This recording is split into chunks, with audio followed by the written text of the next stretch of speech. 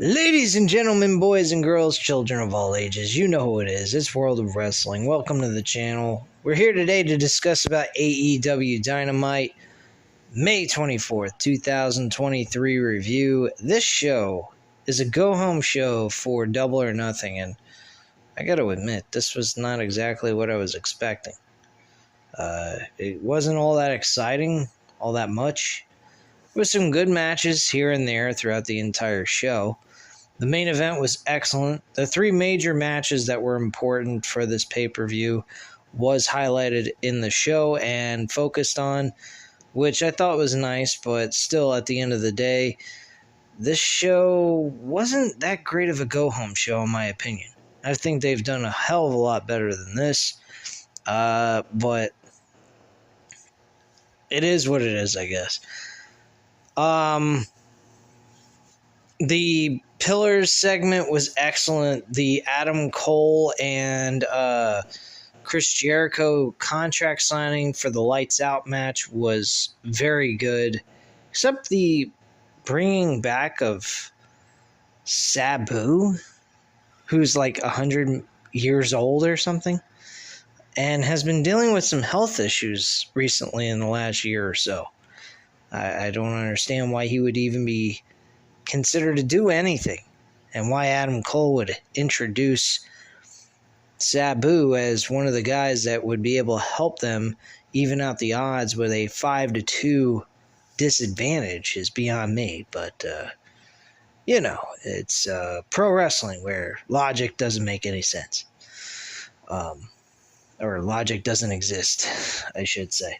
I was kind of hoping maybe a Kyle O'Reilly return. That would have made a little more sense, kind of bringing back the Undisputed Era a little bit more. But Sabu, yeah, sure. That was a real... And the fans actually went crazy for Sabu's return to pro wrestling.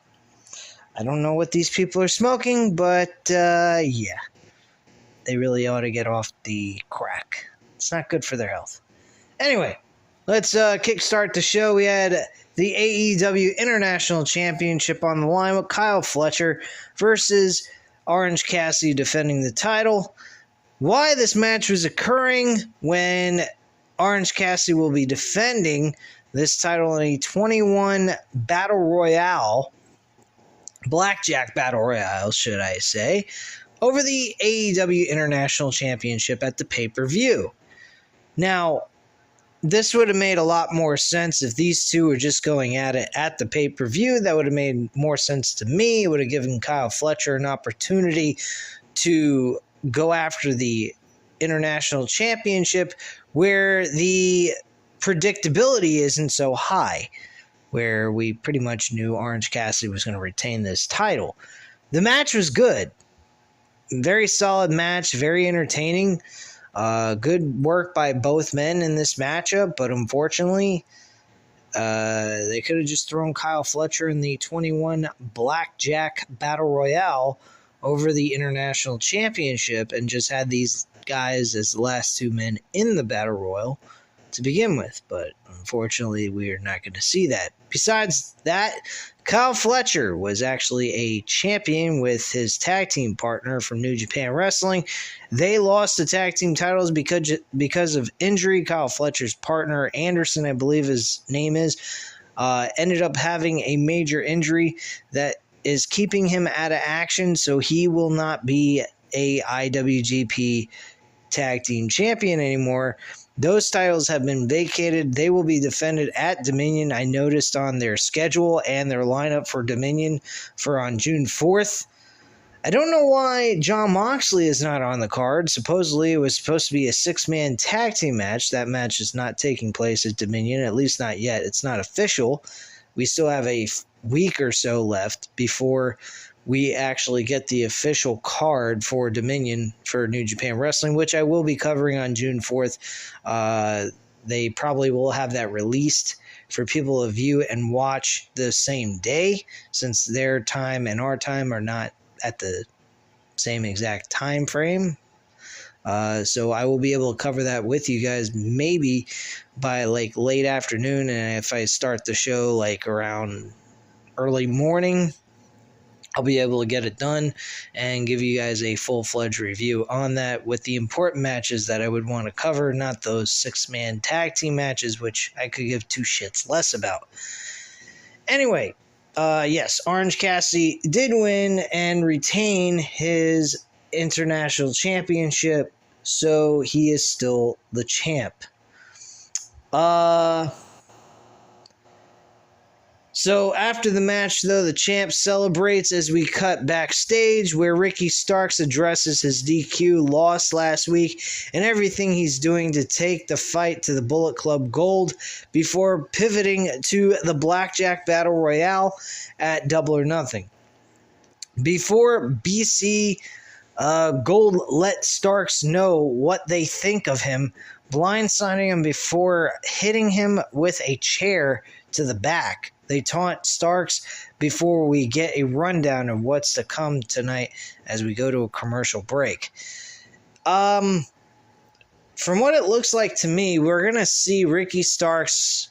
We're going to also probably see Juice Robinson and Jay White in the Battle Royal for the International Championship, which I'd be totally fine with. And seeing Jay White become the International Champion, I think would be a very smart idea and a good way of taking advantage of that. I think Orange Cassidy's done everything he can with that title. He's done an amazing job as a workhorse champion. I think we should see him advance to another title that he could possibly turn into a very prestigious championship like he did with the International Championship. I think the transition of him going for the TNT title later on in the future would probably be a good idea. Simply because what he did here with the International Championship. So if they were to do the same thing, I think that would work out in their favor. Just my personal opinion. Back from the commercial break, we hear from the Jungle Boy, Jack Perry, ahead of the AEW World Championship match at Double or Nothing. Perry addresses the drive he's had to make to and from Double or Nothing over the past couple of years, and how the drive home from this year's show will be different because it will be as AEW World Heavyweight Champion. We get a video package. Things have gotten heated between FTR and Jeff Jarrett's group of pals. And back at ringside, FTR's music hits as the AEW World Tag Team Champions make their way to the ring. And Cash speaks up first, running down Jeff Jarrett before admitting they've been outsmarted by the man. He also says he's been lucky and that Double or Nothing, his luck will run out. Dax says that Jeff has broken 1 million guitars and hasn't stayed relevant. So he's attached his name to the greatest tag team in the world. Dax calls Jeff and Jay a couple of rejects from TNA before telling Jeff to call the Queen of the Mountain, Dixie Carter, and make sure he's got some job security. That was a funny line.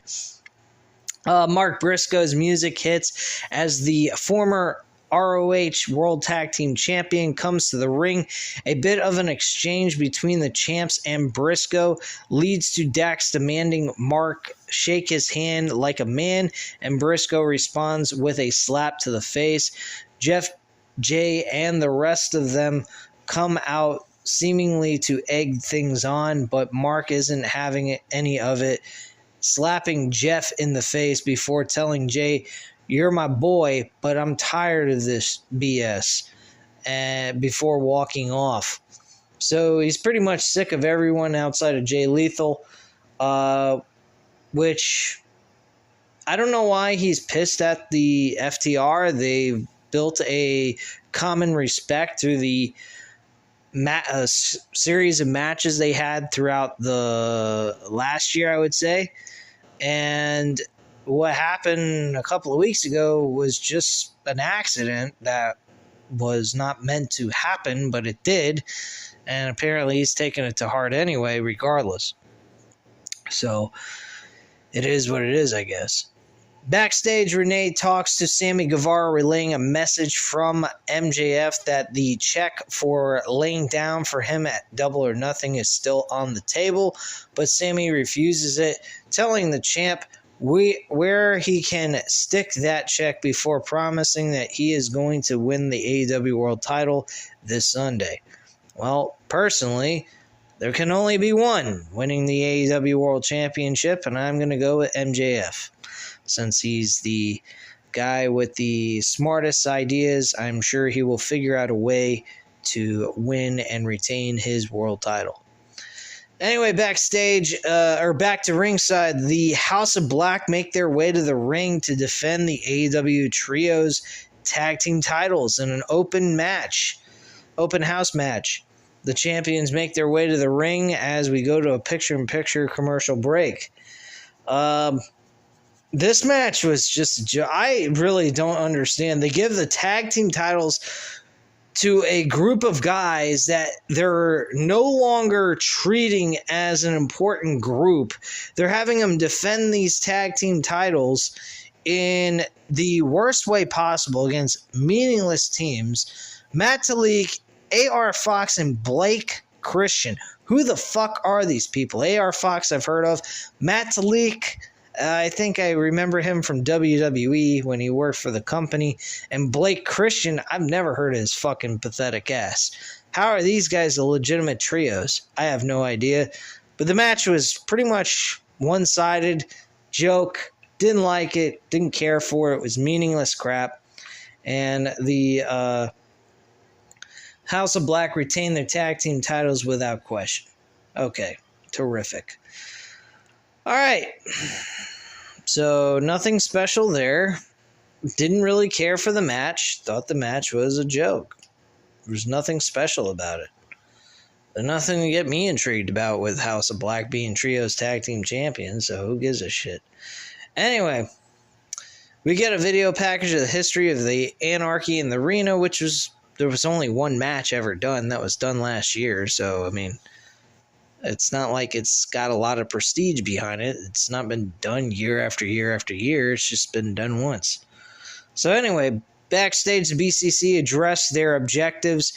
First, to win the Ring of Honor World Tag Team titles tonight, and then to end the Elite.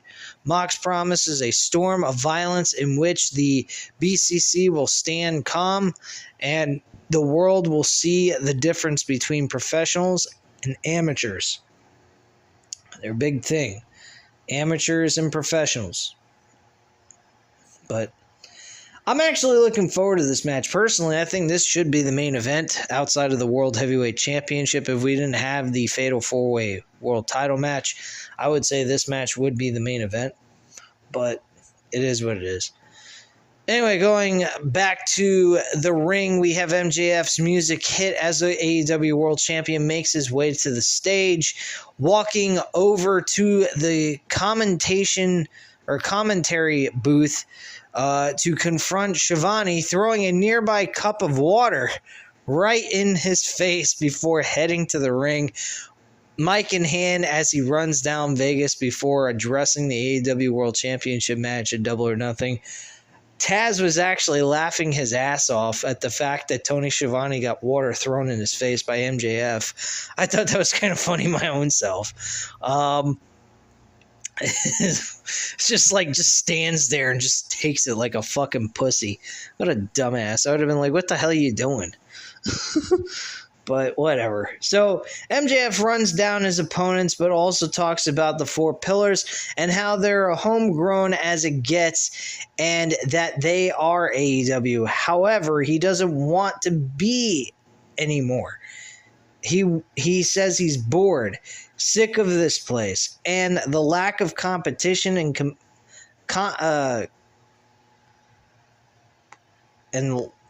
lack of competition and competency and not being given the respect he deserves from the fans.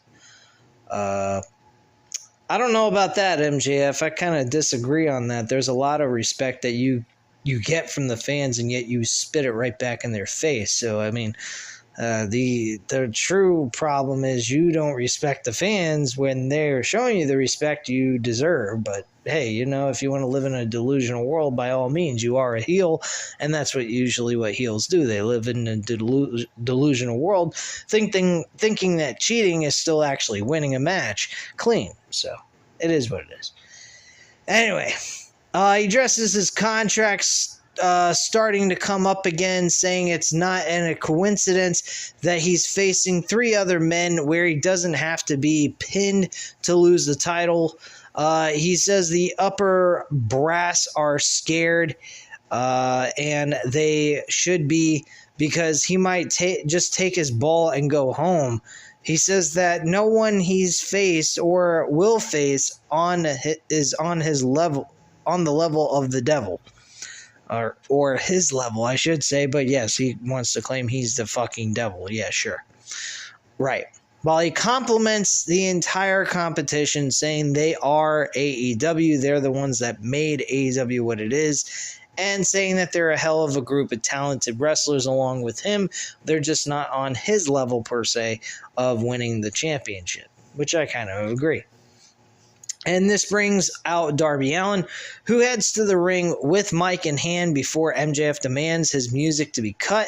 MJF wants to know if Darby has something to say to his face, and Darby says he's lost a lot, but never lost his mind. Darby says he was told by everyone growing up to play it safe, and it got him nowhere but cleaning toilets. This is something he brought up a couple of weeks back when they started bringing up this idea of the 4-way pillars match. He ended up moving to Atlanta and living in his car, talking to himself until AEW signed him and saved his sanity. He gives AEW credit for the opportunities he's been given, but he is not a moldable puppet. He ends by promising to take the world championship from MJF, and he might even do it with a headlock takeover. MJF taunts him a bit before kicking him right in the gonads. But before he can follow up on this, Sammy Guevara rushes to the ring to make the save. MJF retreats up the ramp, only for Jack Perry to arrive, ducking a title attack by the champ before taking him down with a clothesline. Perry grabs the title, standing tall with it on the outside as his music hits. Yeah, like Jack Perry is going to become the new world champion, sure.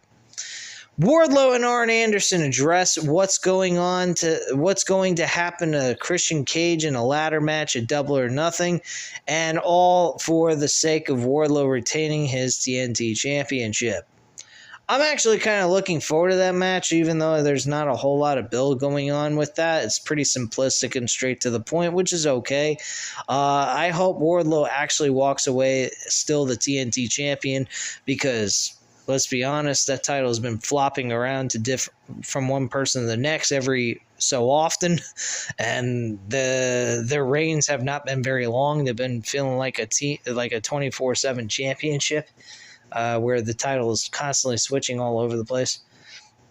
So back at ringside, Taya Valkyrie makes her way to the ring for our next match before Lady Frost steps out next for what is her debut on Dynamite after being on Ring of Honor and AEW Dark in the past.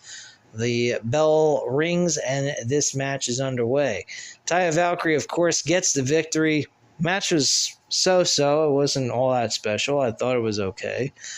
But Jade Cargill was actually outside, up on the rampway, watching the match as it was going on, and pretty much kind of observing her opponent, because apparently Taya Valkyrie will be getting a rematch for the TBS Women's Championship. I don't know if that means Taya Valkyrie is going to win or not, but we can only hope, because Jade Cargill, she fucking sucks. Anyway, backstage, Tony Khan is standing by with an announcement about the start of a new beginning for AEW. Last week they announced the tour for Collision, and tonight they announced the first location on Saturday, June 17th. AEW Collision kicks off from the United Center in Chicago. I don't know if that means anything to do with CM Punk returning, but who the fuck knows, and really, who cares? Anyway, back from commercial break, we head backstage where Marvez talks to Hangman Page about the status of the friendship between him and the Elite ahead of Anarchy in the arena at Double or Nothing. Page says that the price that BCC have rung up with the Elite is too high, and at Double or Nothing, they will pay it in blood. Wow. Anyway, Tony Schiavone welcomes Adam Cole, baby, to the ring for contract signing for the unsanctioned match at Double or Nothing. Cole arrives to the ring with Roderick Strong before Tony welcomes Chris Jericho to the ring, and the leader of the JAS arrives to the ring with his crew. Jericho and crew enter the ring, as the crowd sings his theme song before we move on with the signing. Tony says there was an agreement that no physicality would occur before explaining that the contract being signed waives AEW of all liability and sanctions to do with this match. Cole quickly signs the contract without even reading the contract at all, didn't give a flying fuck, and tossing it at Chris Jericho before addressing what Jericho did to him a few weeks ago, forcing him to watch Baker get beat up by the Outcast. Cole has been trying to understand why Jericho did that. Maybe it's because he's a scumbag or a piece of garbage, but settles on the idea that Jericho thinks he's invincible. Cole says we'll see how invincible Jericho is when he beats the hell out of him, and that AEW should be thanking him for having this unsanctioned, this be unsanctioned, because the blood won't be on their hands, it'll be on Cole's, and that's the way he likes it. Sunday night, we're going to find out if Jericho can still walk, because Cole will break his legs. We'll find out if Jericho can still run his mouth, because he's going to shatter his jaw. And we will see if Chris Jericho can still write, because he's going to break Jericho's hands. So use that ability to write while you still can and sign the damn contract. Jericho doesn't take kindly to the crowd chanting at Jericho, starting to sign before running down Cole by addressing what happened last month, claiming Cole allowed the love of his life to get destroyed with the kendo stick over and over again. He calls Cole a coward, and on Sunday he's going to knock Cole's teeth down his throat, and he finally signs saying there are no rules, and 5 of the JAS and only 2 of you, and Cole agrees with that, which is why he made a phone call to someone he knows from Vegas, someone who is homicidal, suicidal, and genocidal. His name is Sabu. The crowd actually went for this. I don't know why they're going for this. The guy is fucking old as shit. I could understand if this was 1990s or early 2000s or something, but we're talking about fucking 2023. This guy's a fucking shriveled up old man. He looks smaller than me, and I'm only 5'6". So, I mean, let's be real here. What the hell can Sabu do that's going to impress anybody or make anyone be like, yeah, he can really do a lot of damage? The guy could barely move in the fucking ring. He threw the damn chair. That was about his only go-to move he had in this whole fucking segment. And I just think the whole thing was idiotic. And this crowd's going crazy for Sabu. I would have rather preferred a Kyle O'Reilly, at least. This is a fucking joke. I mean, everything else that was put into this was good, but bringing Sabu into this was just... what? Who fucking cares? Stupid. Anyway, though, as music hits, makes his way to the ring, much to the shock of Chris Jericho as Sabu enters the ring to a big pop from the crowd. Daddy Magic tries to rush at Sabu, but the hardcore legend gets a chair from Cole and throws it right in his face. JS quickly escape the ring to regroup on the ramp as Cole's music hits. Big fucking whoop. Anyway, a video package. Jamie Hayter, the showing Jamie Hayter promises to defend her title this Sunday. Back at ringside, the rest of the JS has left Garcia behind to face Roderick Strong up next, and the bell rings as the match gets underway. This was actually a really good matchup. I enjoyed this match a lot. I thought this was excellent work by both of these teams, but with the lack of excitement on the show, it was really hard for me to pay much attention to it, but it was a good match. With the time that I spent watching it, as much as I could, it was a good match regardless. But this show just really dragged. I really didn't like this show that much. I think they could have done a lot better for a go-home show. I was expecting a lot more out of this. But like I said, they did have some good matches, and they did have some good storyline progression for the three big important matches they had built for this pay-per-view. But the show just was like, can we please get done with it already? That's what I kind of felt like. I really just was not into this episode today. I was very surprised, actually. But this match was fucking good. I will give them that. Roderick Strong actually wins the match by hitting a gut buster and then ends it with a end of heartache for the pin and the win. A very good matchup. We actually get a video package of New Japan Wrestling with Willow Nightingale made history this weekend at the New Japan Strong Resurgence, beating Mercedes Moné, formerly known as Sasha Banks, to become the inaugural and the New Japan Wrestling Strong Women's Champion. I don't know how that title is going to be valued as compared to the IWGP Women's Championship, but we'll see. I was kind of hoping that Mercedes Moné would have won that match, but unfortunately she did. Anyway, back from ringside, the BCC make their way to the ring to the back to ringside to witness the main event, which is the Ring of Honor Tag Team titles. And we had Claudio and Wheeler Yuta from the Blackpool Combat Club going up against the Ring of Honor Tag Team Champions, the Lucha Brothers, which consists of Rey Fenix and Penta or Pentagon Jr. This was a good main event. I will give them credit. This was a fun, entertaining main event. And they tied Ring of Honor Tag Team titles into the storyline of the Anarchy in the Arena, which was a nice little tie-in together and give us a reason why these fucking Ring of Honor Tag Team titles are on AEW Dynamite. It gave it a good explanation, and it helped us out understanding what the fuck was the point in bringing that all in.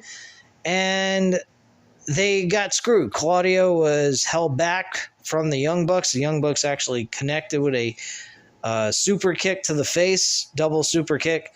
And the Lucha Brothers connected with their finishing maneuver. And they retained their tag team titles for Ring of Honor.